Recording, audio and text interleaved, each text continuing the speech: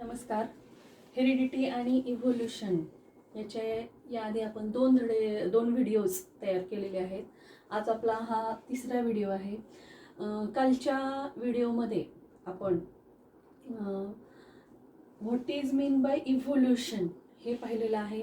Theory of evolution पाहिलेलं आहे. History of evolution याचा डिटेल अभ्यास आपण कालच्या व्हिडिओमध्ये किंवा या आधीच्या व्हिडिओमध्ये केलेला आहे.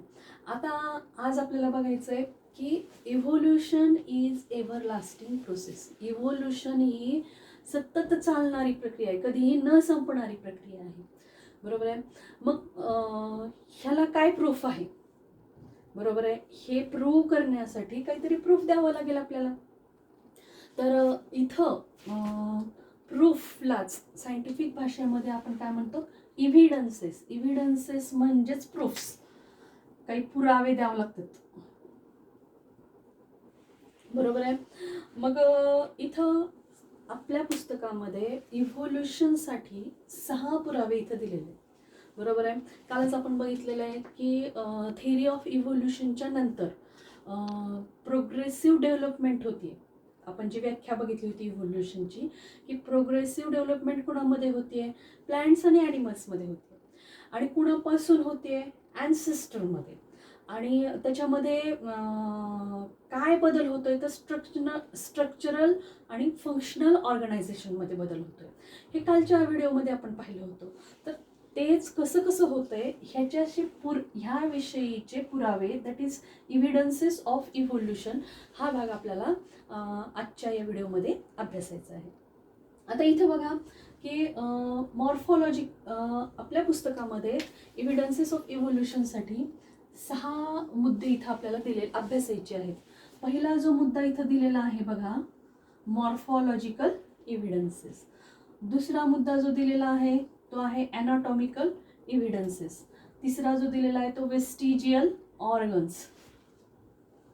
चौथा मुद्दा आपल्याला अभ्यासायचा आहे पॅलेंटॉलॉजिकल इव्हिडन्सेस. 5वा मुद्दा आपल्याला अभ्यासायचा आहे कनेक्टिंग लिंक. आणि 6वा मुद्दा आपल्याला अभ्यासायचा आहे एम्ब्रिओलॉजिकल इव्हिडन्सेस. आता एक एक करून आपण बघूयात. मॉर्फॉलॉजिकल इव्हिडन्सेसमध्ये आपल्याला कशाचा अभ्यास करायचा आहे? तर तिथं एक्झाम्पल दिलेलं आहे आपल्या पुस्तकामध्ये, organs of animals and plants. Plants आणि ॲनिमल्सच्या ऑर्गन्सचा अभ्यास आपल्याला मॉर्फॉलॉजिकल इव्हिडन्समध्ये करायचा आहे. आणि ह्या ऑर्गन्सचा अभ्यास करून आपल्याला काय सांगायचं आहे की देअर ॲन्सेस्टर्स आर सेम किंवा दे are evolved from same ancestors. बरोबर आहे. ॲनाटॉमिकल इव्हिडन्सेसमध्ये त्यांनी काय केलेलं आहे? स्ट्रक्चर ऑफ बोन्स दिलेले आहेत आपल्याकडे एक्झाम्पल पुस्तकामध्ये.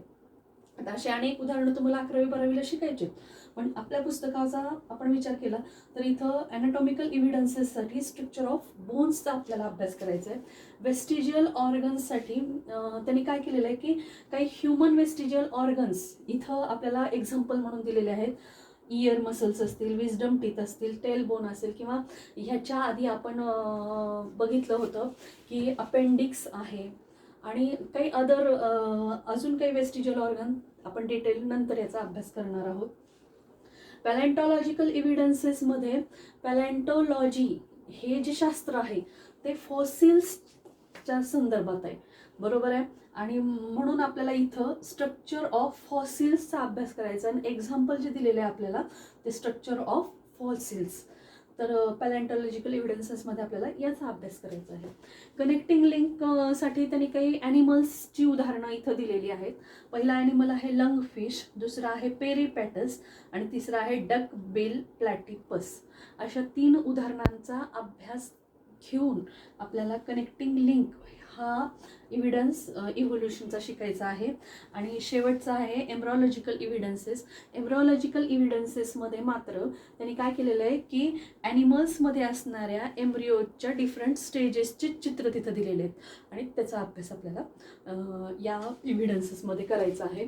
तर हे कलेक्टिव्हली एकत्र यावं यासाठी हा सुरुवातीला दिलेला आहे. आता 1 बाय 1 आपण याचा डिटेल अभ्यास करूया. पहिला जो आहे इव्हिडन्स तो आहे मॉर्फॉलॉजिकल इव्हिडन्स आहे. आता what is mean by morphology? Morphological characters असं जर आपण म्हटलं तर ते एक्सटर्नल कॅरेक्टर्स होतात, बरोबर आहे. तर इथं मॉर्फॉलॉजिकल इव्हिडन्स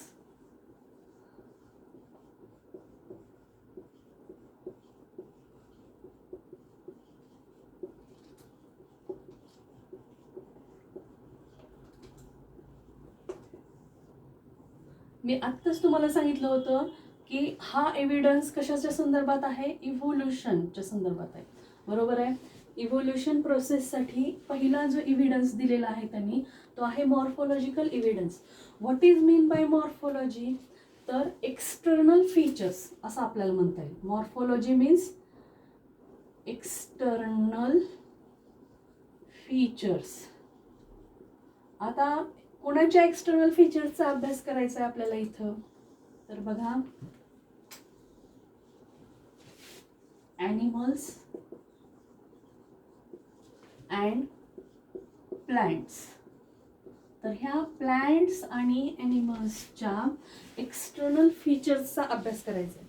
तर थोडंसं आपलं आपण इथं काय करूयात, पुस्तक समोर धरूयात. बघा इथं तुम्हाला ॲनिमल्ससाठी त्यांनी 3 उदाहरणं दिलेले आहेत. पहिला आहे डॉग, दुसरा आहे गोट किंवा शिप आपण म्हणूयात, आणि तिसरा आहे फॉक्स.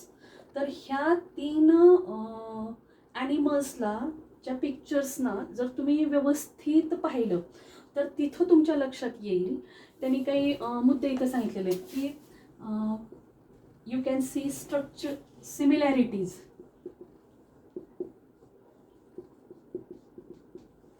कशामध्ये तुम्हाला ह्यांच्या मॉर्फॉलॉजिकल कोणत्या कॅरेक्टरमध्ये तुम्हाला सिमिलॅरिटीज आढळतात, तर पहिला आहे structure of mouth, structure of mouth. दुसरं पण म्हणलेलं आहे बघा स्ट्रक्चर ऑफ नॉस्ट्रील, म्हणजे नाकाचे जे छिद्र आहेत किंवा नाकाची जी रचना आहे ती इथं सांगितलेली आहे. तिसरं आहे इयर पिन्ना. चौथा आहे पोझिशन ऑफ आईज.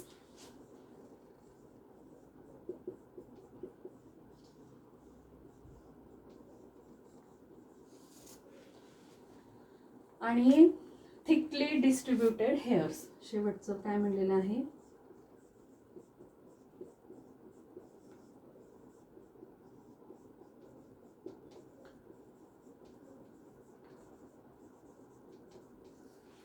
आपण जर हे 3 प्राणी बघितले आणि त्यांचे 1 2 3 4 5 म्हणजे माउथचं स्ट्रक्चर, नॉस्ट्रिलचं स्ट्रक्चर, इयर पिनी, बघा हे इयर पिनी, त्याच्यानंतर पोझिशन ऑफ आईज आणि थिकली डिस्ट्रीब्युटेड हेअर्स, हे जर पाहिले तर आपल्याला सगळे सिमिलर दिसतात, सिमिलॅरिटी दिसते त्यांच्यामध्ये.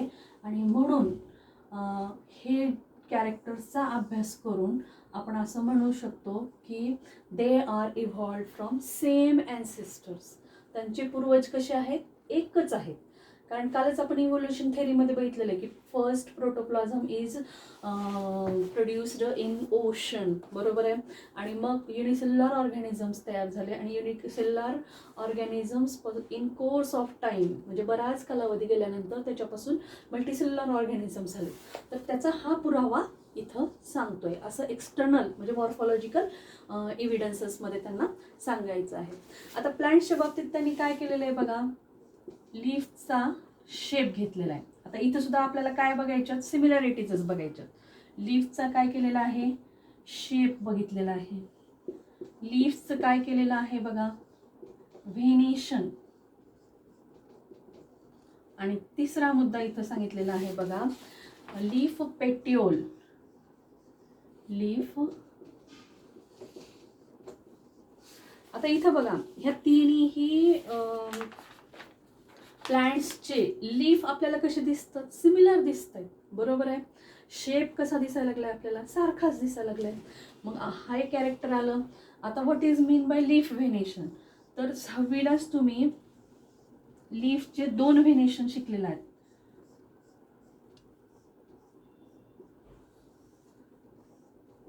बघा जर तुम्ही मेज म्हणजे मक्याची लीफ जर बघितला तर त्या लीव्समध्ये व्हेन्स ज्या आहेत ह्या एकमेकांना पॅरलल आहेत, तर त्याला पॅरलल व्हेनेशन म्हणतात. पण इथं व्हेन्स हे कसे आहेत,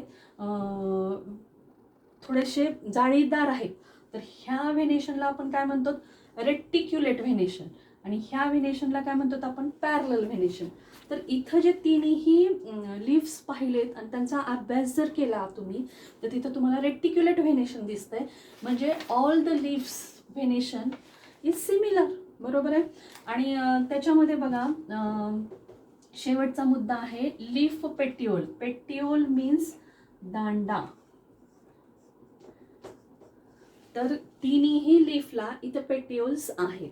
म्हणून इथे काय म्हणलेलं आहे, plan in given 3 examples we see similarities in leaf shape, leaf venation and leaf petiole.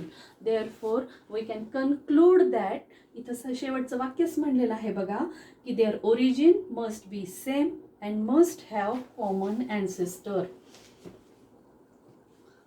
तर या पूर्ण आपण जे हे काही डिस्कस केलेलं आहे, या डिस्कशनवरून आपण काय कन्क्लुजन काढतोय, की बघा, their origin must be same. त्यांचं ओरिजिन काय आहे, सेम आहे. म्हणजेच काय आहे, की दे हॅव कॉमन ॲन्सेस्टर्स. त्यांना कसे आहेत, ॲन्सेस्टर्स म्हणजे पूर्वज. ह्या सर्वांचे पूर्वज काय आहेत, एकच आहेत. आणि इव्हिडन्सेसमध्ये आपल्याला हीच गोष्ट प्रूव्ह करायची आहे. तर हे झाले मॉर्फोलॉजिकल इव्हिडन्सेस. आता आपण बघणार आहोत ॲनाटॉमिकल इव्हिडन्सेस.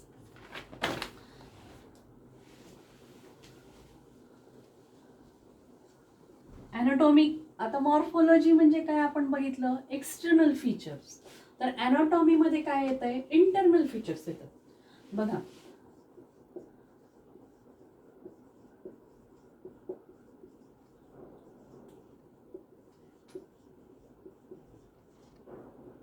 ॲनाटॉमिकल एव्हिडन्सेस मध्ये आपल्याला कोणत्या कॅरेक्टर्सचा किंवा कोणत्या फीचर्सचा अभ्यास करायचा आहे, internal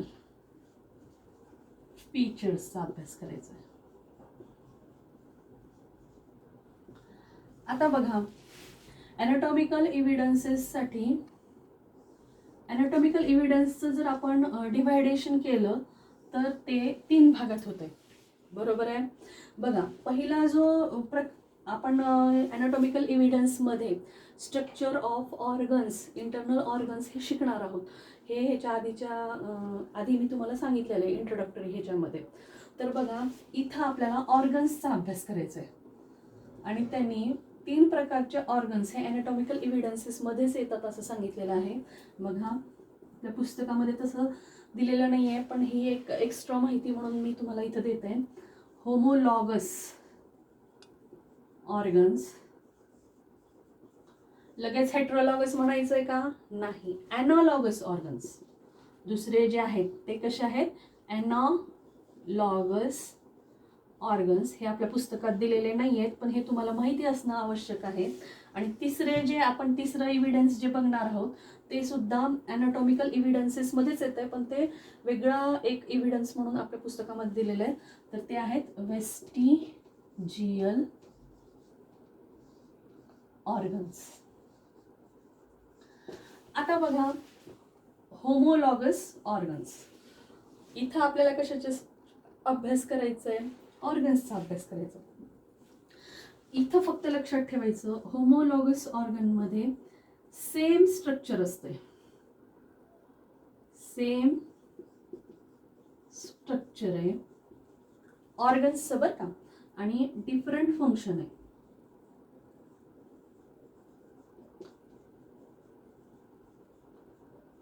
Analogous organs are those organs which have different structure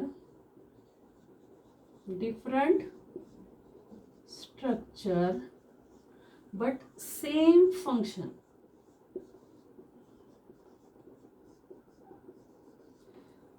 आणि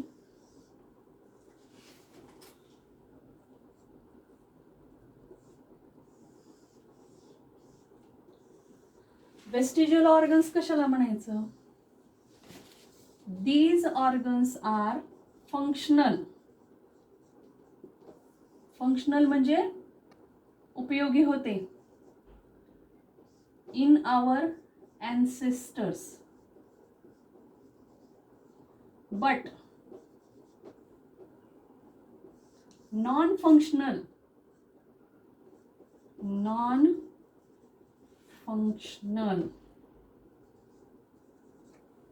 in us. म्हणजे आत्ता आपल्यामध्ये हे ऑर्गन्स काय आहेत, त्याचं काहीही फंक्शन नाही. मग ते आपल्या शरीरामध्ये का आहेत? तर they are functional in our ancestor. बरोबर आहे. तर ॲनाटॉमिकल इव्हिडन्समध्ये ऑर्गन्सचा विचार करायचा आहे. आणि आता होमोलॉगस, ॲनालॉगस आणि वेस्टिजियल ऑर्गन्स कुणाला म्हणायचं ते मी इथेच तुम्हाला डिस्क्राईब करून सांगितलं. The organs which have same structure but different functions, these organs are called as homologous organs. Some organs have different structure but same function, these organs are called as analogous organs. आणि some organs which are functional in our ancestor but they are now non-functional in our body, these organs are called as vestigial organs. तर आता आपण याचे examples बघूया. आता पहिलं जे homologous ऑर्गन्सचं example आहे ते तुमच्या पुस्तकामध्ये आपण काय करूयात, थोडंसं हे 1.5 स्ट्रक्चर ऑफ बोन्स बघूयात. बरोबर आहे. तर इथं आपल्याला x-ray photo of human hand, cats foreleg, patagium of bat and flipper of whale यांचे हे बोन्सचे आपल्याला फोटोज दिलेले आहेत. म्हणजे फोटोज म्हणण्यापेक्षा एक्सरे फोटोज दिलेले आहेत, त्या आतमधल्या बोन्सचं स्ट्रक्चर आपल्याला दिसावं म्हणून. तर these 4 organs are homologous organs. काय ह्यांना होमोलॉगस म्हणायचं?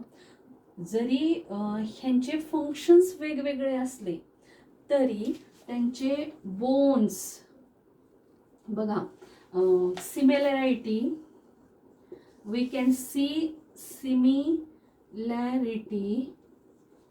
In bones. आपण जर ह्यांचे बोन्स पाहिले तर आपल्याला ह्यांच्या बोन्समध्ये सिमिलॅरिटी आढळून येते. आणि बोनी जॉईंट्समध्ये, बोनी JOINTS जॉईंट्स, बोनी जॉईंट्समध्ये सुद्धा काय आहे, सिमिलॅरिटी आढळून येते. बरोबर आहे. आणि ही सिमिलॅरिटी काय दर्शवते की all these 4 animals have same ancestor. ह्या चारही animals they are evolved from same ancestor. म्हणजे एकाच पूर्वजांपासून इव्होल्युशन प्रोसेस होऊन, ग्रॅज्युअल चेंजेस होऊन, लॉंग ड्युरेशनमध्ये हे 4 वेगवेगळे ॲनिमल्स इथं तयार झालेले आहेत. आता ॲनालॉगस ऑर्गन्स हे जुन्या सिलेबसला होतं. नवीन सिलेबसला तो पार्ट थोडासा गाळलेला आहे, पण तरीही आपण हा इथं घेणार आहोत. आपण काय करूयात, विंग्स लक्षात घेऊयात. विंग्स म्हणजे काय हो, पंख. आता कोणत्या कोणत्या विंग्स, कोणाकोणाच्या विंग्सचा अभ्यास करायचा आहे आपल्याला? बर्ड्स, इन्सेक्ट्स आणि फ्लाईज. बरोबर आहे. बर्डचे विंग्स कशासाठी उपयोगी पडतात तुम्हाला माहिती आहे. इन्सेक्ट आणि फ्लाईज ह्या तिन्हीचे सुद्धा विंग्स जे आहेत हे कशासाठी, ह्या सर्व प्राण्यांना फ्लाय करण्यासाठी म्हणजे उडण्यासाठी हे उपयोगी पडतात. पण बघा, बर्ड्सच्या विंग्सचं स्ट्रक्चर बघा, त्याच्यामध्ये आपल्याला कार्टिलेज म्हणजे मऊ, किंवा ते विंग्स आपण अशा हाताने मोडू शकतो का, तोडू शकतो का, नाही, किंवा काही एफर्ट्स घ्यावे लागतात. पण इन्सेक्ट्स किंवा फ्लाईज, माशांचे विंग्स आपण हाताने पण तोडू शकतात. तर तिथं काय आहे, डिफरंट स्ट्रक्चर आहे पण फंक्शन काय आहे, सेम आहे. आणि ह्या इव्हिडन्सवरून ॲनालॉगस ऑर्गन्सच्या आपण सांगू शकतो की these are evolved from same ancestor. Vestigial ऑर्गन्सबद्दल आपण काय हे तुम्हाला समजलेलं आहे, तर त्याचा डिटेल अभ्यास आता आपण तिसऱ्या एव्हिडन्समध्ये बघूया. थर्ड इव्हिडन्स आहे, ॲनाटॉमिकल इव्हिडन्सेसमध्येच घ्यायला पाहिजे होतं त्याला, पण त्यांनी थोडंसं डिटेलमध्ये अभ्यासासाठी म्हणून त्यांनी वेगळा इव्हिडन्स असा तिथं दिलेला आहे. Vestigial organs. आत्ताच मी तुम्हाला सांगितलं होतं कुणाला म्हणायचं वेस्टिजियल ऑर्गन्स, बरोबर आहे. असे ऑर्गन्स जे की आपल्या अँसेस्टरमध्ये काय होते, युजफुल होते, पण आत्ता आपल्यामध्ये काय आहेत ते नॉन फंक्शनल आहेत. पण आपल्या पुस्तकामध्ये व्याख्या दिलेली आहे, बरोबर आहे. तर व्याख्यामध्ये ऑर्गन्स ऑफ ऑर्गॅनिझम, लक्षात ठेवायचं. काय म्हणायचंय, ऑर्गन्स ऑफ ऑर्गॅनिझम. कसले ऑर्गन्स आहेत बघा, 3 प्रकारचे ऑर्गन म्हणलेले आहेत. पहिला आहे अंडर डेव्हलप्ड, डीजनरेटेड,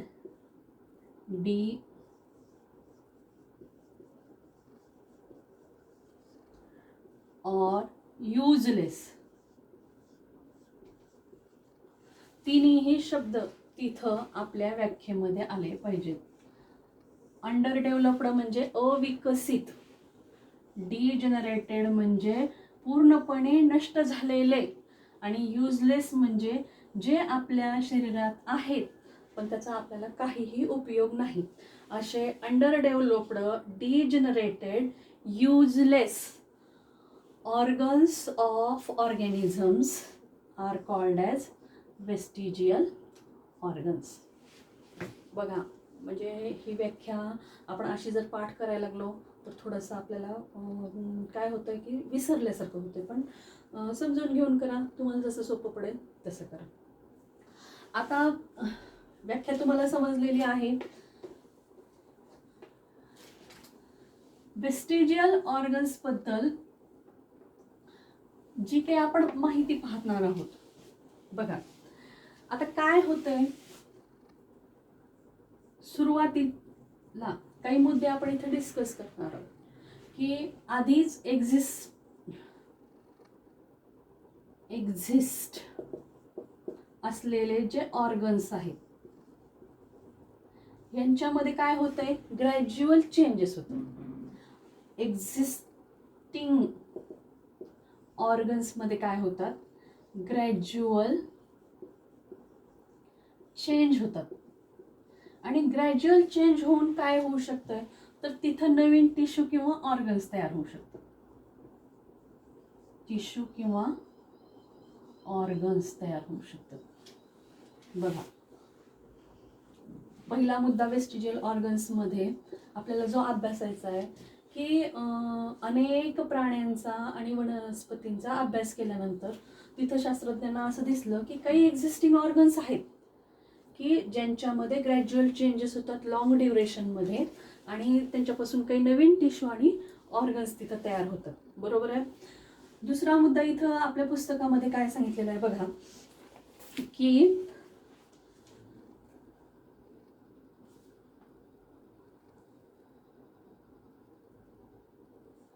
आता वेस्टिजियल ऑर्गन्स मध्ये बघा काही सिच्युएशन आहे.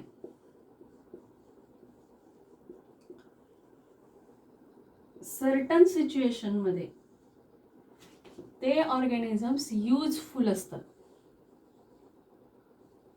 पण काही सिच्युएशन मध्ये तेच ऑर्गॅनिझम युजलेस किंवा हार्मफुल ठरू शकतात. काही ऑर्गन्स असे आहेत, बरोबर आहे, की काही सिच्युएशन मध्ये ते युजफुल ठरतात, पण काही सिच्युएशन मध्ये ते युजलेस किंवा हार्मफुल ठरतात. आता ह्याच्यासाठी तुम्हाला एक साधं उदाहरण सांगते मी, की अपेंडिक्स जे होतं हे आपल्या अँसेस्टर मध्ये कसं होतं, युजफुल होतं. आता सध्या आपल्या शरीरामध्ये काय म्हणून आहे, ते युजलेस म्हणून आहे. पण कधी कधी काय होतंय बघा, की काही असे कंडिशन्स आपल्या ॲब्डोमेनमध्ये तयार होतात की ज्याच्यामुळं त्या इथं जो दाखवलेला आहे बघा अपेंडिक्स, ह्या अपेंडिक्सला इन्फेक्शन होतंय. आणि मग आपलं पोट दुखू लागतं.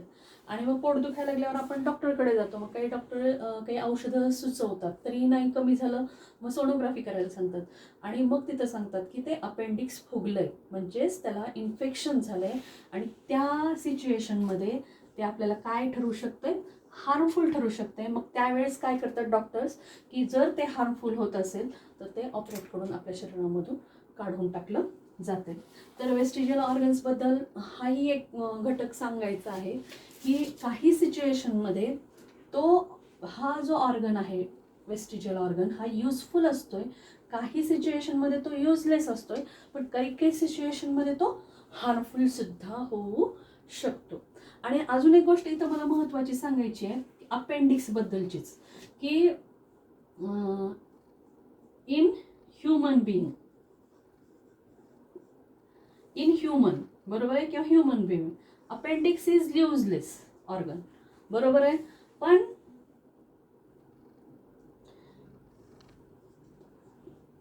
इन रुमनंट्स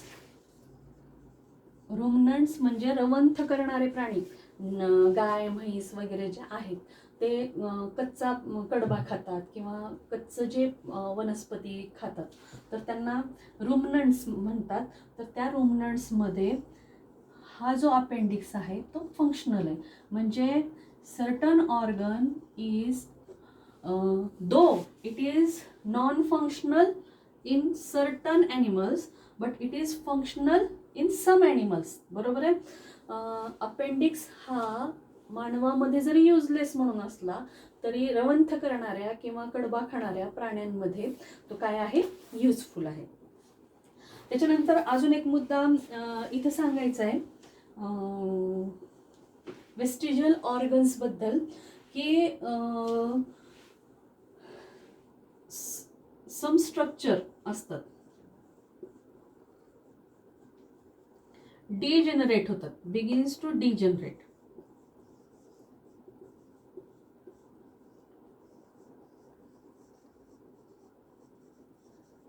मी ह्याच्या आधी पण तुम्हाला सांगितलंय की डिजेनरेट होणे म्हणजे नष्ट होणे, बरोबर आहे. आणि ही प्रोसेससाठी काय लागतंय, थाउजंड्स ऑफ इयर्स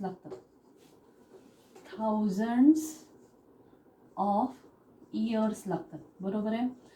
तर ह्याच्यासाठी आपल्याला उदाहरण देता येईल की काही वेस्टिजियल ऑर्गन्स हे डिजेनरेट होत आहेत, काही वेस्टिजियल ऑर्गन्स युजलेस म्हणून राहतात, बरोबर आहे. किंवा काही ऑर्गन्स आहेत की जे नवीन टिश्यू आणि ऑर्गन्स सुद्धा तिथं तयार करतात. तर आपल्याला ह्याच बिगिन्स टू डिजनरेट म्हणजे तुम्हाला माहिती आहे की ह्युमन्स आर इव्हॉल्व्ड फ्रॉम, आपल्याला पुढं बघायचंच आहे monkeys, some species of monkeys. आणि मग तुम्हाला माहिती आहे की मंकीजना टेल असते, पण आपल्यामध्ये टेल आहे का, नाही.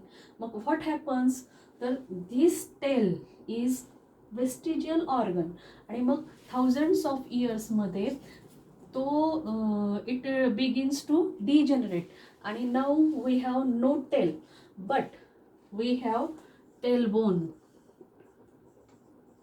मग ह्या टेलबोनचा काय उपयोग आहे, तर this tailbone in human being is a vestigial organ म्हणून आहे आपल्या शरीरामध्ये. पण तो इतर प्राण्यांमध्ये ती टेल मुवमेंट्ससाठी हा टेलबोन उपयोगी पडतोय किंवा त्याला सपोर्टसाठी तो टेलबोन उपयोगी पडतोय. पण आपली टेल डिजनरेट झाली, टेलबोन तिथंच आहे. आपल्या शरीरामध्ये असे अनेक वेस्टिजियल ऑर्गन्स आहेत, पण इथं आपल्या पुस्तकामध्ये फक्त 4 महत्त्वाचे दिलेले आहेत बघा. पहिला आहे अपेंडिक्स, दुसरा आहे टेलबोन, त्याला कॉकिक्स असं म्हणतात. ह्याच्या विजडम टीथबद्दल सुद्धा मी मागच्या लेक्चरमध्ये बोललेले आहे. आणि शेवटचा जो आहे तो इयर मसल्स आहेत.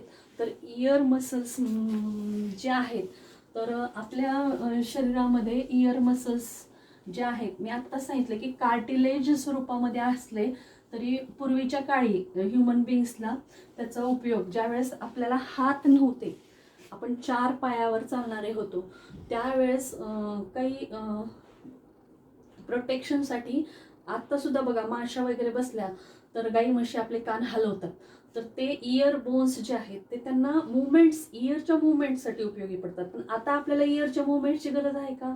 नाही. म्हणून ते इयर बोन्स जे आहेत ते सुद्धा आपल्या शरीरामध्ये काय आहेत? वेस्टिजियल ऑर्गन्स आहेत. तुम्ही आधी मानव जर बघितला तर तो केसाळ दिसत होता तुम्हाला, बरोबर आहे. इथं हेअर्स, बॉडी हेअर्स हे सुद्धा आपल्या शरीरामध्ये काही बहुतेक तर डिजनरेटच झालेत, पण सम अमाऊंटमध्ये जे आहेत ते सुद्धा आपल्याला प्रोटेक्शनसाठी उपयोगी पडतात का? नाही. तर ते काय होतात? आपल्या शरीरामध्ये वेस्टिजियल ऑर्गन्स म्हणूनच आहेत. तर बघा, वेस्टिजियल ऑर्गन्स इन ह्युमन बिंग्स असा जर तुम्हाला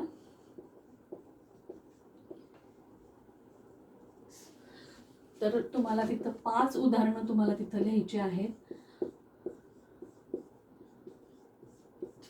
आणि ह्या सर्व गोष्टींवरून आपण असं प्रूफ देऊ शकतो की vestigial organs are the evidences of evolution.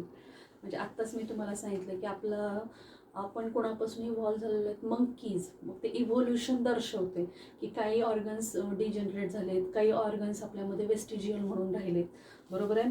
तर 5च्या 5 आपण परत एकदा लिहिणार आहोत. बघा, पहिला आहे अपेंडिक्स, दुसरा आहे टेलबोन, तिसरा आहे विजडम टीथ, चौथा आहे इयर मसल्स,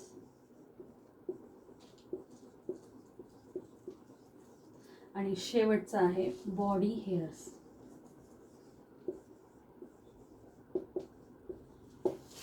तर इथं आपण थांबूयात. राहिलेला भाग आपण पुढच्या व्हिडिओमध्ये बघूयात. थँक्यू.